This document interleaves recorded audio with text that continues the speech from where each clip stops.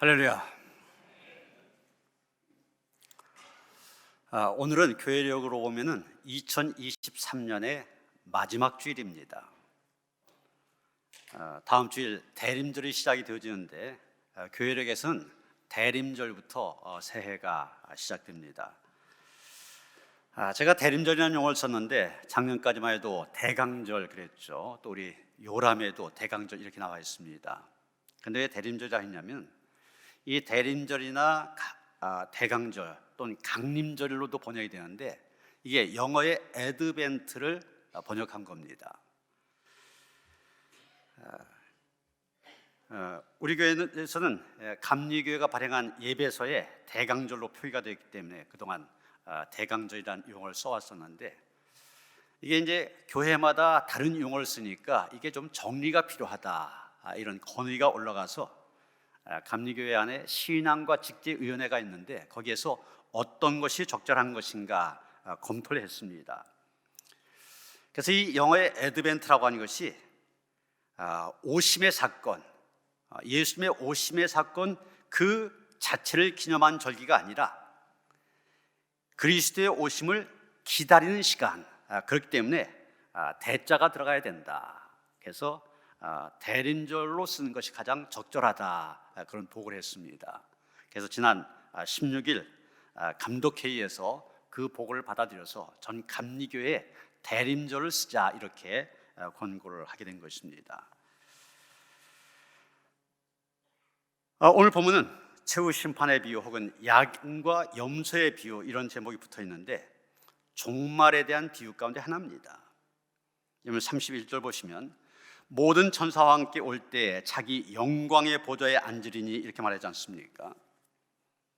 오늘 교회를 볼 때 한 해의 마지막 주일이라고 하는데 이 마지막 주일에 마지막 때 종말에 대한 말씀을 보면서 이 말씀이 우리에게 주는 메시지 함께 나누고자 합니다. 마태복음 25장은 예수께서 종말론적인 삶을 살아가는 우리들에게 어떻게 살아야 될까 이것을 가르쳐 주기 위해서 세 가지의 비유를 얘기하고 있습니다. 우리가 잘 아는 열처녀의 비유, 달란트의 비유, 지난주에 설교했었죠. 그 다음에 양과 염소의 비유, 이 세 가지입니다. 오늘 보면 그 세 가지 비유로서 죄송합니다. 양과 염소의 비유입니다. 31절 다시 보시면 예수님은 모든 천사와 함께 올 때 자기 영광의 보좌에 앉으리니 그렇게 말씀하셨습니다. 여기 영광의 보좌에 앉는다 그랬는데 요한계시록 20장 11절에 나오는 백보좌의 심판을 얘기한 것입니다. 거기 보면 흰 보좌에 앉으셔서 심판하신다 그렇게 나와 있기 때문에 백보좌 심판 이렇게 말합니다. 주님이 그 심판대에 앉으셔서 모든 사람들 자기가 행한 행실대로 그대로 심판을 받게 된다는 겁니다. 그런데 예수님 그 백보자 심판대에서 어떻게 심판하신다고 하였습니까? 32절 33절 보면 모든 민족을 그 앞에 모으고 각각 구분하기를 목자가 양과 염소를 구분하는 것 같이 하여 양은 그 오른편에 염소는 왼편에 두리라 그랬습니다. 좀 전에 사진 다시 한번 띄워주시죠. 방송실. 여러분 보시는 것처럼 양은 오른편에 염소는 왼편에 둔다고 했습니다. 오른편에 양으로 표현된 사람 영생을 얻게 될 성도를 가리킵니다. 반면에 왼편에 염소로 표현된 사람 오늘 본문에는 영원한 불, 영벌 이렇게 표현되어 있는데 쉽게 우리가 이해하는 말로 하면은 지옥에 떨어질 사람들 얘기하는 것입니다. 마지막 때 이렇게 두 종류의 부류로 나뉘어진다는 것입니다. 한쪽에 구원받을 사람, 한쪽에 구원받지 못할 사람. 양의 반열에 속한 사람, 염소의 반열에 속한 사람 나뉘어진 것입니다. 여러분 오늘 보면은 그 내용이나 해석 다 나와 있기 때문에 그냥 있는 그대로 들으면 됩니다. 이해하기 쉽습니다. 그런데 양으로 표현된 사람 어떤 사람입니까? 사랑을 아는 사람, 사랑을 베푸는 사람, 사랑을 나누는 사람을 가리킵니다. 반면에 염소로 표현된 사람, 반대로 살았던 사람입니다. 한마디로 사랑을 실천하지 않고 살았던 사람들입니다. 31절 말씀 보면 예수님 재림하실 때 이렇게 심판하시겠다. 다시 말해서 사랑을 바탕으로 심판하시겠다는 얘기입니다. 그래서 사랑으로 산 사람 영생으로, 그렇지 않은 사람 지옥으로 가게 된다는 것입니다. 그런데 이 부분에서 우리가 한번 짚고 넘어가야 될 문제가 있습니다. 지난 10월 마지막 주일 종교개혁 기념주일 아니었습니까? 이때 우리는 종교개혁자들이 외쳤던 구호를 늘 얘기하게 되는데 가장 중요한 게 무엇입니까? 라틴어로 솔라 피데, 오직 믿음으로만, 바로 이거 아닙니까? 오직 믿음으로만 의롭게 될 수 있다. 오직 믿음으로만 구원받을 수 있다. 이게 우리 개신교 신앙의 핵심입니다. 분명히 성경에서도 구원은 믿음으로 말미암다 그렇게 얘기했습니다. 그런데 우리가 오늘 본문을 보면은 구원은 행위로 말미암아 주어진 것처럼 그렇게 보여집니다. 오늘 본문의 비유만 놓고 보면은 우리가 구원받을 수 있는 것은 마치 테레사 수녀처럼 선행을 베풀고 어려운 사람들을 도와주어야만 가능한 것이구나, 이런 생각을 하게 만듭니다. 그래서 종교개혁을 통하여 형성된 개신교의 교리, 오직 믿음으로만, 이것과는 반대가 되는 것처럼 보여집니다. 마치 믿음을 강조하는 로마서와 행함을 강조한 야고보서가 서로 대립한 것과 똑같은 그런 인생을 받게 됩니다. 그런데 여러분, 이런 오해가 왜 나왔는지 압니까? 왜 사람들이 이렇게 오해하게 됐냐? 오늘의 말씀을 지나치게 교리적으로 보다 보니까 그런 오해를 하게 되는 것입니다. 여러분, 교리라고 하는 것, 우리가 믿는 것이 무엇인가 정리한 것을 교리라고 하지 않습니까? 그런데 이 교리는 성경 말씀을 근거로 정리된 것입니다. 성경이 이렇게 말하기 때문에, 저렇게 말하기 때문에 우리가 그대로 믿는 것입니다. 분명히 우리가 믿는 교리들 성경에서 나온 겁니다. 그런데 또 한편 우리가 생각해야 되는 것은 성경에 있는 말씀이 전부 다 교리다, 성경 말씀을 전부 다 교리적으로 보아서는 안 된다고 하는 것입니다. 오늘 본문은 교리적으로 믿음으로 구원받느냐 행위로 구원받느냐, 이 문제를 다룬 것이 아닙니다. 우리가 어떤 삶을 살아야 될 것이냐, 이것을 얘기하고 있습니다. 교회 안에 있는 사람들의 삶은 어떤 것이 되어져야 되고 세상 속에 살아가는 사람들의 삶은 어떻게 되느냐, 이걸 얘기하는 것입니다. 한 가지 예를 들면 이렇게 우리가 한번 생각해 볼 수 있을 겁니다. 어떤 아이가 학교만 다녀오면 책가방 팽개쳐 놓고 그저 놀러 나가기 바쁩니다. 엄마가 생각합니다. 아니, 이 아이가 학교에서 돌아오면 숙제부터 먼저 하고 공부도 좀 한 다음에 그리고 나가서 놀아도 될 텐데, 그 다음에 나가도 얼마든지 놀 수 있을 텐데, 그런 생각을 합니다. 그런데 아이는 학교에 다녀왔다면 곧장 놀러 나가기 바쁩니다. 하루는 엄마가 그날도 학교에 다녀와서 바로 책가방 팽개치고 나가는 아이에게 야단을 칩니다. 너 그렇게 엄마 말도 안 듣고 학교에서 오기가 무섭게 책가방 팽개치고 놀러가기 바쁜데 너 앞으로 그렇게만 하면은 집에서 내쫓을 거야, 그럽니다. 여러분, 이 이야기를 교리적으로 이해하면 이 엄마는 나쁜 엄마입니다. 학교 갔다 와서 바로 공부도 안 하고 놀러 나갔다고 해서 그래서 아이를 내쫓아버리는 나쁜 엄마가 됩니다. 그런데 이 엄마가 정말 나쁜 엄마입니까? 아닙니다. 아이에게 그런 말을 하는 것, 아이를 사랑하기 때문입니다. 정말 내쫓겠다고 얘기하는 게 아닙니다. 오늘 본문에서도 예수님 바로 이런 엄마와 같은 마음, 그런 마음으로 말씀하신 겁니다. 너희들 그렇게 사랑을 실천하지 아니하고 사랑을 무시하고 살아간다면 그런 사람 갈 땐 지옥밖에 없다, 이런 얘기하는 겁니다. 내가 다시 올 때는 믿음을 보지 않고 사랑을 보겠다고 말씀하신 겁니다. 그래서 사랑하지 않는 그런 사람이 있다면 그는 지옥이다 말씀하신 겁니다. 사랑하며 살기를 원하는 예수님의 마음을 얘기하고 있는 겁니다. 이렇게 주님이 강하게 말씀하신 것, 사랑으로 살라는 것입니다. 그래서 종말론적인 삶, 말세를 살아가는 성도의 삶은 바로 사랑으로 사는 것임을 얘기하고 있습니다. 이렇게 오늘 본문 교리적으로 해석돼서는 안 되는 말씀입니다. 말세를 살아가는 성도의 삶이 어떻게 살아야 되느냐, 말세를 살아가는 교회의 모습은 어떤 모습이 보여져야 되느냐, 이것을 가르쳐주고 있는 것입니다. 우리는 이런 전이해를 갖고서 오늘 본문 다시 한번 살펴보려고 합니다. 주님께서 오른편에 있는 자들에게 말씀하십니다. 34절 이하의 말씀 봅니다. 내 아버지께 복받을 자들이여, 나와 창세로부터 너희를 위하여 예비된 나라를 상속받으라. 내가 줄일 때 너희가 먹을 것을 주었고, 목마를 때 마시게 하였고, 나그네 되었을 때 영접하였고, 헐벗었을 때 옷을 입혔고, 병들었을 때 돌보았고, 옥에 갇혔을 때 와서 보았느니라. 그 말 듣고 그 뒤 반문합니다. 주여, 우리가 어느 때 주께서 줄이신 것을 보고 음식을 대접하였으며 목마르신 것을 보고 마시게 하였나이까?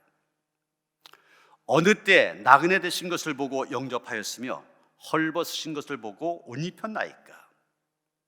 어느 때 병드신 것이나 옥에 갇힌 것을 보고 가서 배웠나이까? 그대의 반문에 예수님 말씀하십니다. 40절, 너희가 여기 내 형제 중에 지극히 작은 자 하나에게 한 것이 곧 내게 한 것이니라.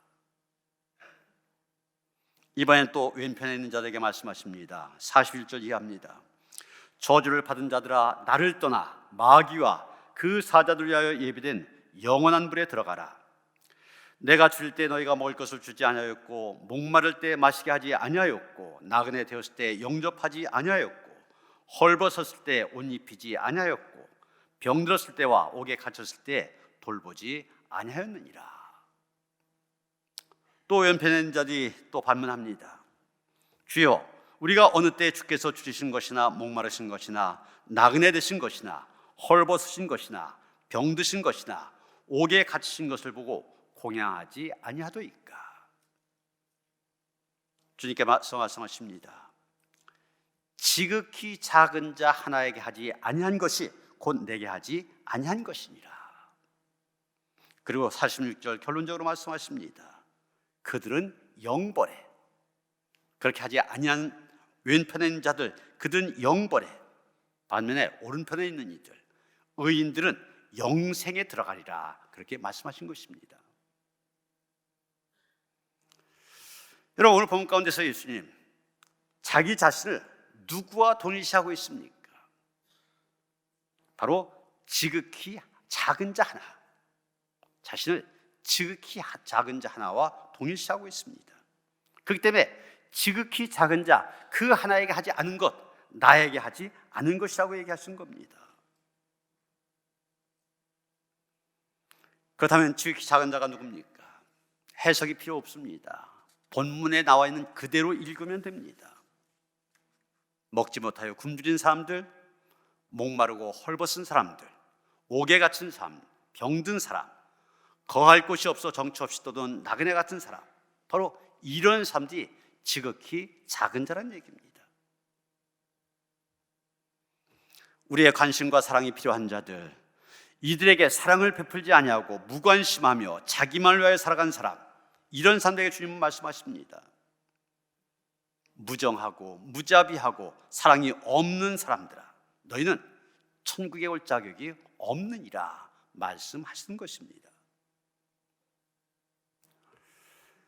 여러분, 오늘날도 예수를 잘 믿는다고 하는 사람들 가운데 가장 실수하기 쉬운 것이 바로 이 부분입니다. 기도 많이 하고 예배 열심히 참석하면 그게 전부인 줄 압니다. 물론 중요한 일입니다. 가장 중요한 것입니다. 기도하고 예배드리는 일 가장 중요한 것이죠. 지금 한창 내년을 준비하고 있습니다만 내년부터 4년 동안 교회 표어를 기본으로 돌아가라. 그러면서 이런 큰 표를 가지고 기도, 예배, 말씀, 찬양 매년마다 이 한 가지씩 집중하여서 교회의 기초를 튼튼히 하려고 합니다. 중요합니다. 기도하고 예배드리고 말씀 듣고 찬양하고 중요한 것이지만 오늘 말씀을 보니까 그게 전부가 아니라고 하는 것입니다. 예배도 중요하고 전도하고 선교하는 것 중요하지만 그에 못지않게 지극히 작은 자에게 사랑을 나눈 것, 그것도 중요함을 얘기하고 있는 것입니다. 그래서 복음을 전하는 것과 사랑을 실천하는 것, 이것을 나누는 사람들이 있는데 잘못된 것입니다. 이것이냐 저것이냐 둘 중에 하나 선택할 문제가 아닙니다. 복음을 전하는 일이나 사랑을 실천하는 일, 이 둘은 함께 가야만 되는 것입니다.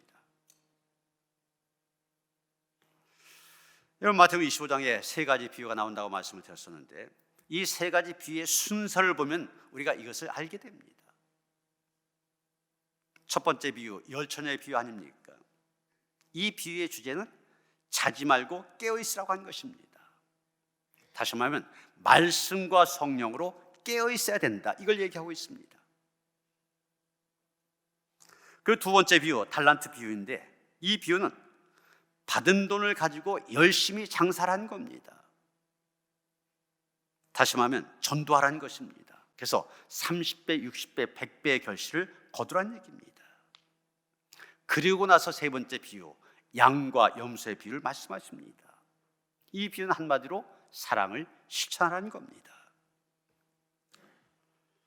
그러게 이 마태복음 25장에 나오는 세 가지의 비유 연결해 보면 말씀과 성령으로 살아있으면 복음을 전해야 되고 거기에서 끝나는 것이 아니라 더 나아가 사랑을 실천하라고 얘기하고 있는 것입니다.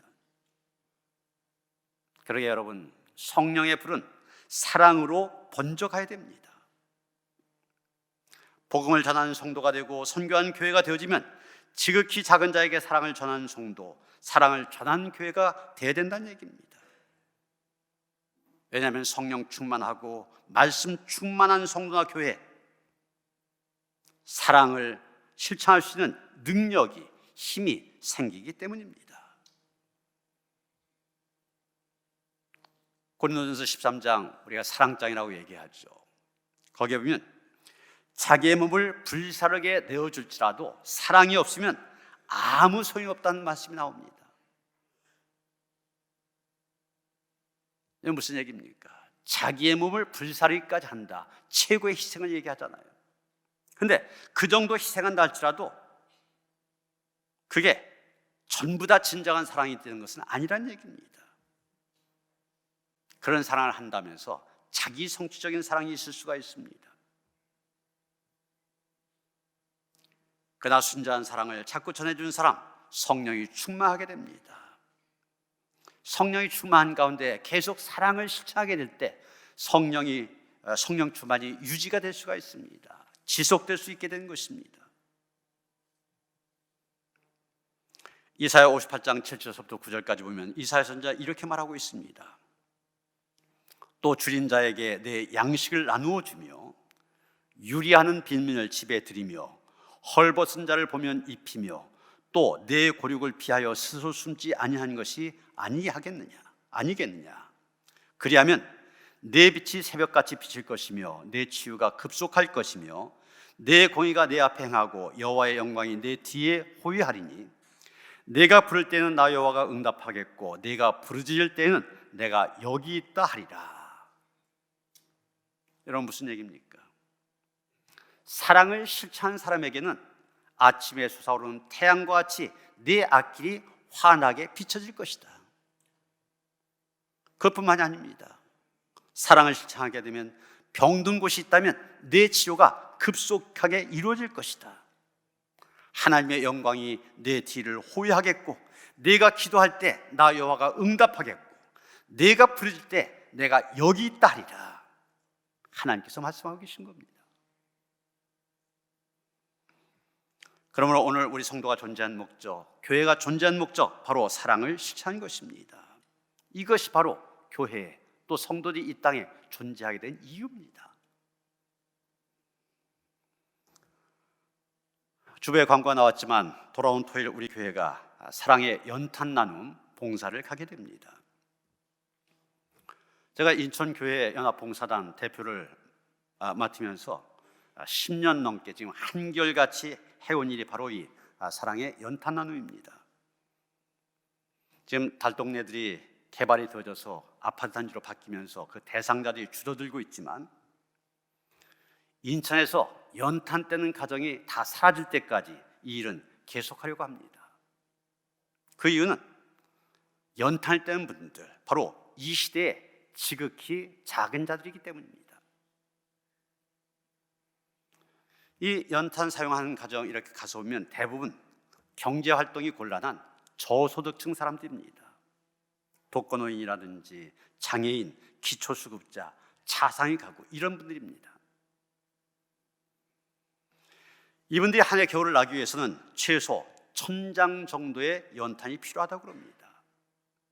한 장이 850번 정도 되어지는데 이 빈곤층에 있어서는 결코 만만치 않은 난방비입니다. 그런데 인천연탄은행 대표를 만나서 이야기를 들어보니 이 코로나 이후로는 이 사랑의 연탄 기부하는 사람들도 또 나와서 봉사하는 사람들도 굉장히 줄어들었다는 겁니다.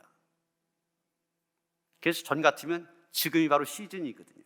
12월만 됐다면 주말마다 일정이 꽉꽉 차는데 지금 그렇지 못하다는 겁니다. 여러분, 오늘 말씀을 보면 주님이 요구하시는 일, 간단한 일입니다. 배고픈 사람에게 먹을 것을 주고 목마른 사람에게 마실 것을 주고 나그네 된 사람 영접하고 헐벗은 자에게 입을 것을 주고 병든 자를 돌봐주고 감옥에 갇힌 자를 찾아주는 일, 이런 일들 누구나 할 수 있는 일 아닙니까? 마음만 있으면 언제라도 몇 번이라도 할 수 있습니다.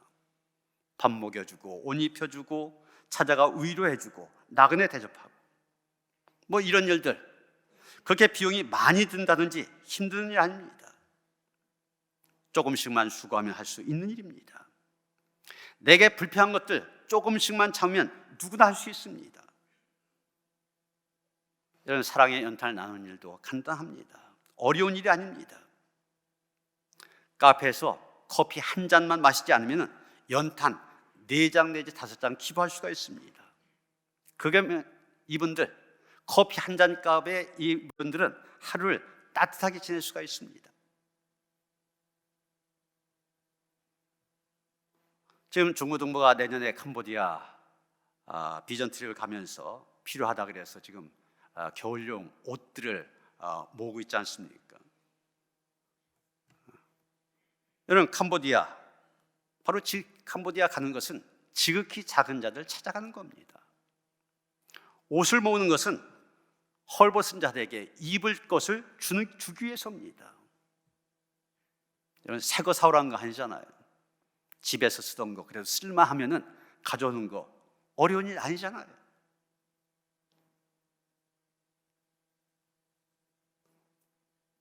작은 일이지만 지극히 작은 자를 섬기는 일에 쓰임받을 수 있는 것입니다. 성경은 구제하는 일을 하나님 앞에 상달되는 제사로 이야기하고 있습니다. 사도행전 10장 4절이면 고넬료의 기도와 구제가 하나님 앞에 상달되어 기억하신 바가 되었다고 말하고 있습니다. 기도만 하나님께 상달된 것이 아닙니다. 구제도 하나님께 상달되었다고 했습니다. 또 로마서 15장 26절 27절에 보면 구제하는 일을 빚을 갚는 행위라 말하고 있습니다. 내가 빚진 것을 갚는 일이다. 마태복음 19장 21절에 보면 성도로서 온전해지는 방법, 바로 사랑을 실천하는 삶이고 구제하는 삶이라고 얘기하고 있습니다. 예수께서 이르시되 내가 온전하고자 할진대 어떻게 되냐? 가서 내 소유를 팔아 가난한 자들에게 주라. 그리하면 하늘에서 보화가 내게 있으리라. 그리고 와서 나를 따르라. 여러분, 우리가 이렇게 주님의 사랑을 품고 지극히 작은 자들을 돌봐야 되는 이유가 무엇입니까? 마태복음 10장 8절을 보면 우리가 하나님 앞에 거저받았기 때문에 거저주라고 얘기하고 있습니다.